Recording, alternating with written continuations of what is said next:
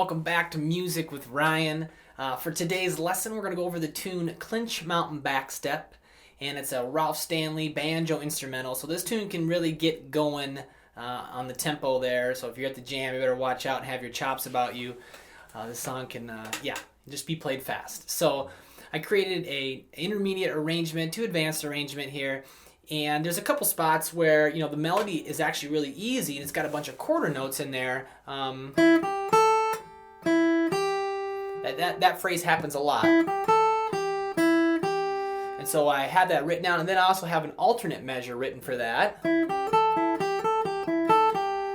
And so that way you can kind of cut and paste those measures into place and say, hey, I want to do the easy one here, the hard one here, or maybe I want to do the hard one all the time. Again, because that phrase just happens a lot, and the melody, that part is rather easy. And it's just kind of a way I started to learn how to improvise, was to learn the basic melody and then learn some alternate measures that I can literally just copy and paste and put into place. So yeah, this was a request from a student out there / customer. Thank you for that. I'm getting to those when I can. And this YouTube video is just a preview lessons. And if you'd like to purchase the full-length version, head on over to my website, and over there you can find the full-length version, about 45 minutes of video, 4 backing tracks to really work your speed all the way up, about 200 beats a minute, and PDF tabs. And I also cover my rhythm playing, because there is the backstep, the quote-unquote backstep, or there's a short measure in the B part, and it can throw people up, throw people off a little bit. And at the jam, or you're playing with others, if you're not familiar, you really got to count. And so I go over that in detail about how to count through the short measure or the backstep. And yeah, while you're over there, you can check out the other material I have. If you're interested in being a Premier member, Premier members have access to this video and all videos I create, everything I create at the website. So give that a look if you're interested and you like the way I teach. For now, we're going to walk through this lesson, the first few measures, and please comment, subscribe to my page, and let's check it out. Thanks for watching. All right, so let's go ahead and break down Clinch Mountain Backstep here. Again, I got the capo on the 2nd fret, and I'm sounding the key of A, playing out of G position, all right? So it starts on beat 4, got a little pickup on beat 4, and the first 3 markings there, that's just quarter note rests, filling up that measure. But yeah, we're starting on beat 4. I'm gonna play the first few measures, and then we'll break it down, okay? So, 1, 2, 3.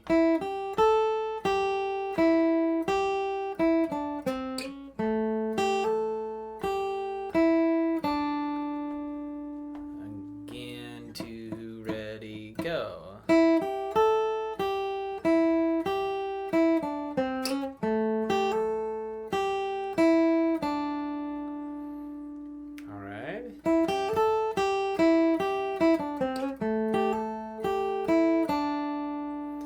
So again, working a lot out of the minor pentatonic scale, okay?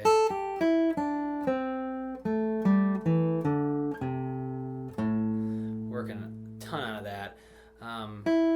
So 3rd fret B string, and then 1st fret E string. It's the first little pickup, a couple 8th notes right there. So if you're coming in on the solo, it's your turn to take it. You got to get right there on beat 4. And then it's just quarter notes after that for this next measure.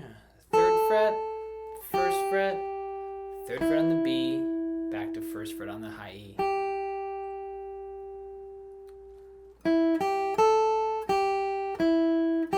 I can keep that 1st finger planted, because I'm going to come back to it.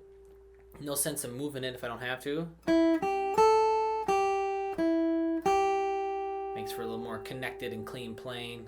Less room for air. 1, 2, 3, 4. Okay. Just quarter notes. The first 2 are 8th notes. Do a down, up, and then it's quarter notes, all downstrokes. Down, down, down, down. And of course, if you've seen my videos in the past, the markings on the bottom of the staff are the pick direction. So the staple-looking symbol is this down, and the V is the up. Okay. And let's do the next measure.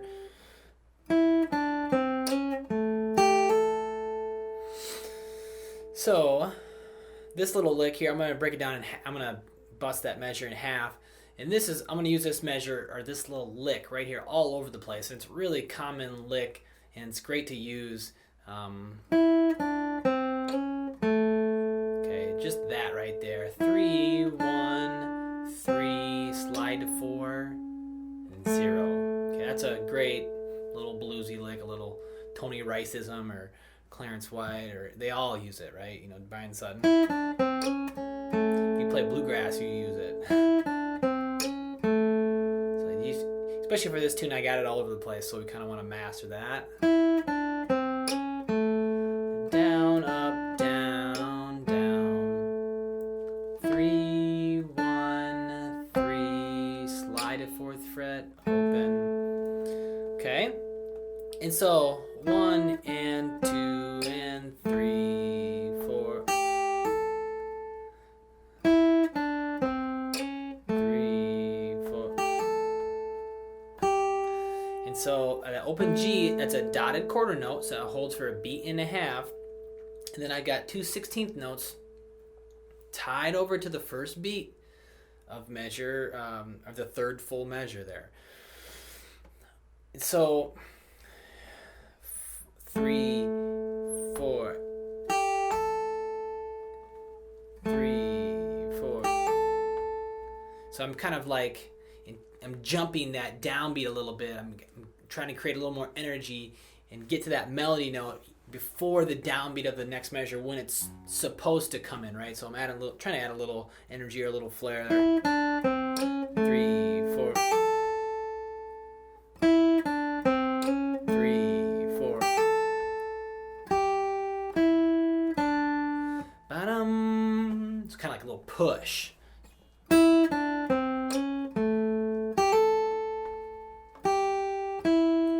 think I didn't do it quite perfect that time. 2, 3, 4, and 3, 4. 3, 4, and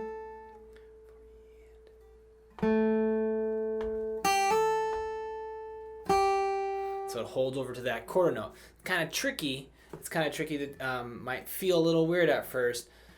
3, 4.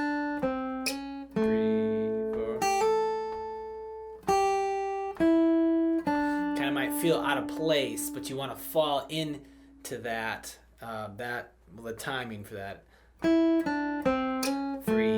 4,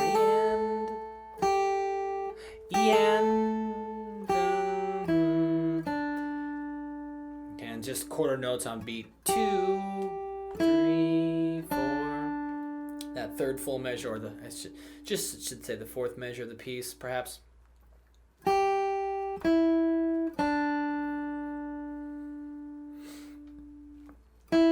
So I'm going to go from the second full measure here, 3 and 4, and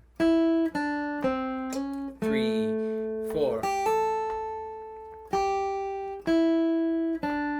And I do it on an upstroke too.